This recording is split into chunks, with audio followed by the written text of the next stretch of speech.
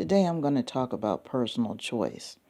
Now, we're currently going through a pandemic, and I wasn't going to address some of the issues until a certain time. We're going into the third year of dealing with this. However, we are a little bit better off than we were when it first occurred back in 2020.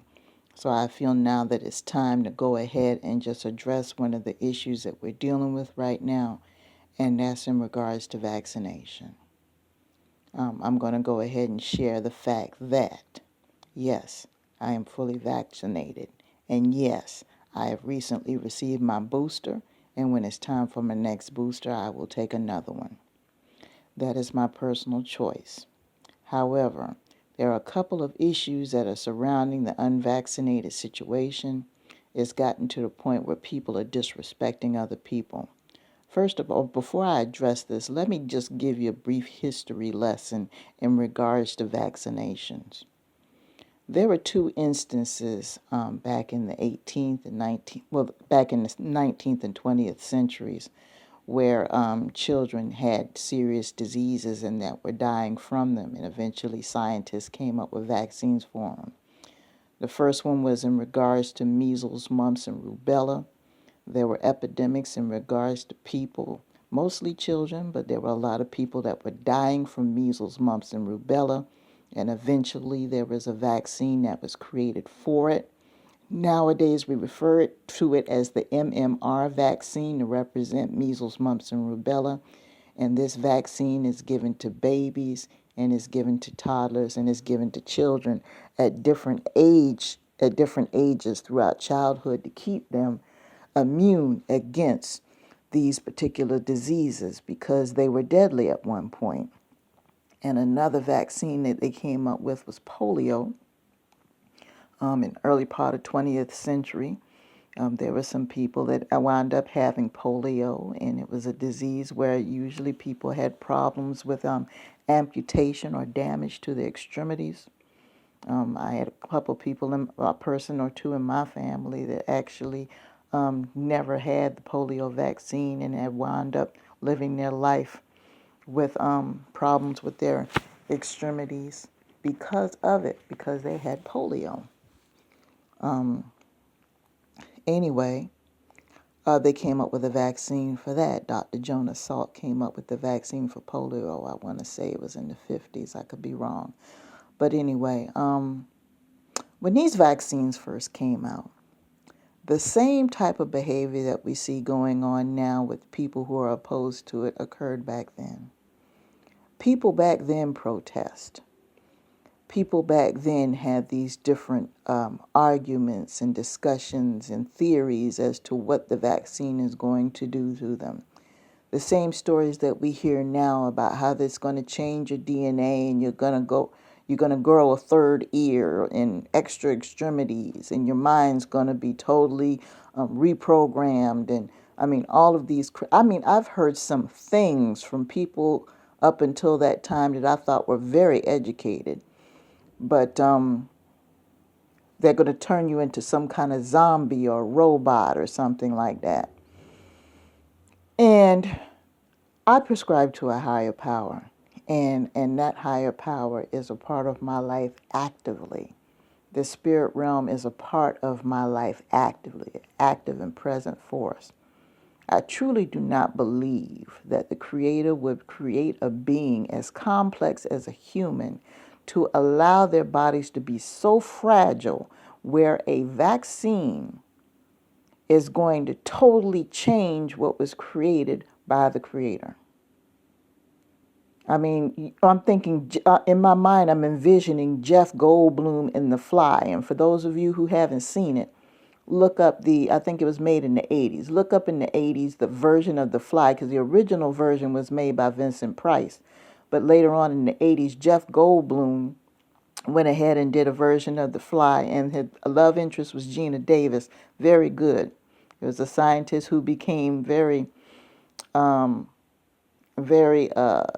obsessed with teleportation, and he made an error. He created two pods, and Fly got into the other pod, so on and so forth. Very good movie. If you're into science fiction, check it out. Check out the original if you like, with Vincent Price, if you could get your hands on it.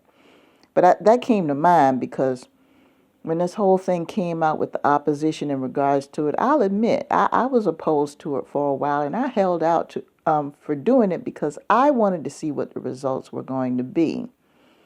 I wanted to see what was going on with it for a while before I decided to take it. And I went ahead and decided to take it because I remember something that my mother told me when I was small. She said, honey, no matter what happens in your life, remember that self-preservation is the first law of nature. Self-preservation. So I just came up with the idea that, look, if the Creator took the time to create me to fulfill a purpose, wouldn't it be my responsibility and my duty to take care of what He has given me to the best of my ability? Really. And then I started to do a little research about the history, the same behaviors, the same everything. I mean, protests and propaganda and beliefs. You have the religious world has been split in two because of the vaccination situation. It's the same behaviors that were exhibited during the MMR and the polio, but nobody's wasting any time taking their babies to the doctor to get shots done for those. But back when they first came out, it was a problem. So it's the same behaviors being exhibited. Now that I see that, I mean, it's cookie cutter. I said to myself, okay, this is history repeating itself. So after a lot of meditation and thought, I was like, you know what? Let me go ahead and protect myself. I've lost a couple of people to the pandemic. I've lost them. One person had serious health problems anyway and wound up developing, COVID-19. And another person just didn't get vaccinated. Totally ignored all of the rules about social distancing, ignored the rules about wearing masks and taking precautions, ignored the whole thing because they didn't believe it was real. And they came down with it and they never survived. Had some minor ailments, but it wasn't anything that was serious. They weren't serious conditions. They were just lifelong things, And then all of a sudden I look up and they were gone. So, for those of you who are still on the fence about it for whatever reason, keep in mind that history is repeating itself as far as the propaganda goes. The people who are scared, the crazy stories about demons in the vaccine and whether or not you're going to wake up one morning with 6 eyes and 12 toes, or whether or not you're going to be like part of the Walking Dead. All of these things, you guys, you have to use your best judgment. And whether you choose to do it or don't do it, understand at the end of the day, it's going to be your responsibility in regards to the consequences. I didn't do it because I wanted to take a stand or anything like that. I just did it because I wanted to take a precaution. It was my choice. And one thing I did not do is jump on social media immediately after and try to convince 5 million, you better do this and you better do that. I'm not doing it. The only reason why I am making this statement now is to let you know that this whole situation is not new. This happened before. And before I close out, I'm going to give a little message to the unvaccinated.